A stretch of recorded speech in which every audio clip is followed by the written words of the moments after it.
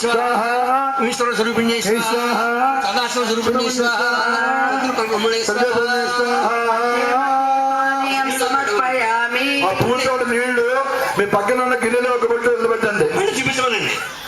నీళ్లు వదిలిపెట్టాక పాప ఇంకో 5 మాటలు చూపించాలి. ఓం ప్రాణాయ స్వాహ ఓం ప్రాణాయ స్వాహ ఓం ధ్యానాయ స్వాహ ఓం ధారాయ స్వాహ ఓం సమానాయ స్వాహ.